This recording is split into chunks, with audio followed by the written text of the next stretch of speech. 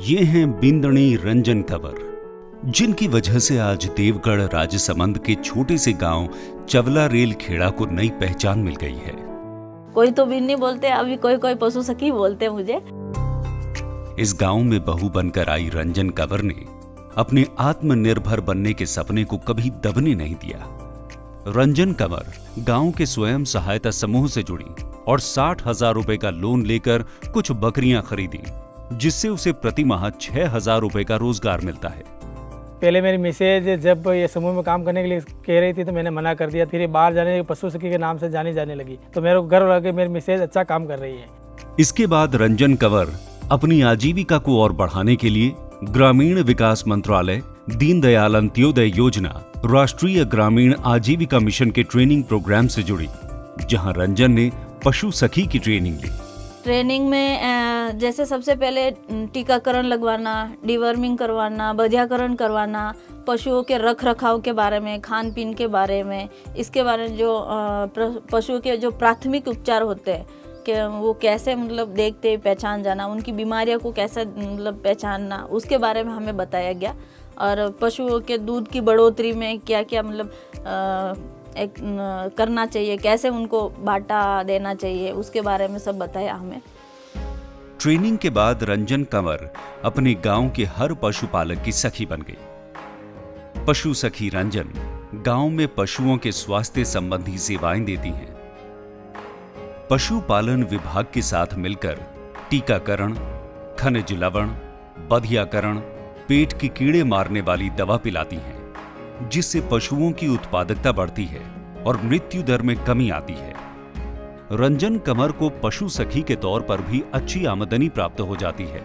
बकरियों का अच्छा पालन और उन्हें आम व्यापारियों के बदले CLF को बेचने पर देवगढ़ राजसमंद के बकरी पालकों को अब बकरियों की बिक्री पर पहले से अधिक मुनाफा हो रहा है।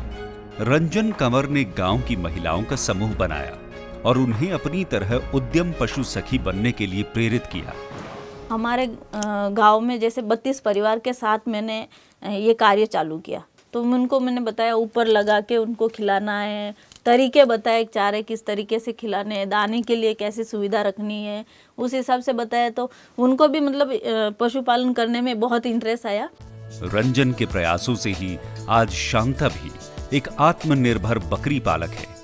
शांता की 60 बकरियां हैं और ये बकरियां ही उसकी आजीविका का साधन है।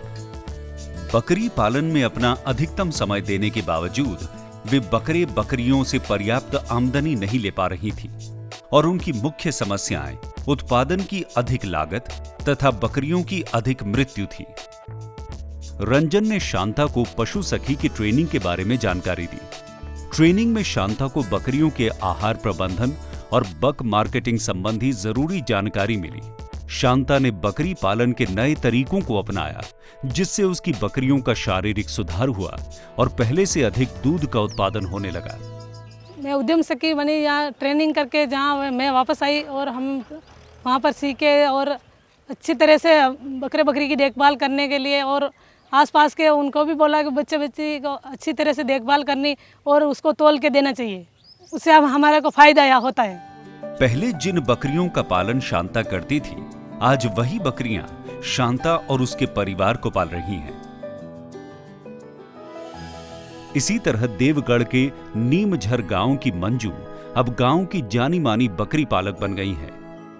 मंजू स्वयं सहायता समूह से जुड़ी और अब अपने बकरे CLF के माध्यम से बेचना ही उपयुक्त समझती है, जिसके उसे बकरियों के वजन के अनुसार आय प्राप्त होती है। मंजू क्षेत्र के छोटे और परंपरागत बकरी पालक किसानों के साथ संपर्क विकसित करती हैं और उन्हें भी नस्ल में सुधार व उत्पादों की संगठित बिक्री के बारे में जानकारी देती हैं। हम घर घर जाके महिला को बता रहे हैं कि बाड़ा बाड़ी है तो उसको भी इस तरीके से मतलब रहन सहन भी उनके बाड़ा भी घर जैसा बनवाओ, और जो बकरे का बच्चा होता है उसको मतलब 2 महीना 3 महीने के बाद में उसको दलिया भी चालू करना है, बकरों को मतलब तोल के बेचना है, बकरे को बेचने के बाद में अच्छे पैसे भी दाम मिले।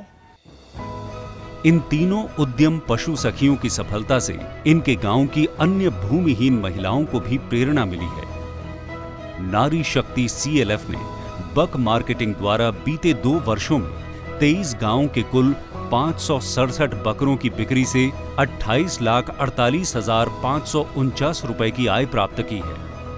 दीनदयाल अंत्योदय योजना राष्ट्रीय ग्रामीण आजीविका मिशन के प्रयासों से ही देवगढ़ की ग्रामीण महिलाएं बक मार्केटिंग के क्षेत्र में नई ऊंचाइयां छू रही हैं।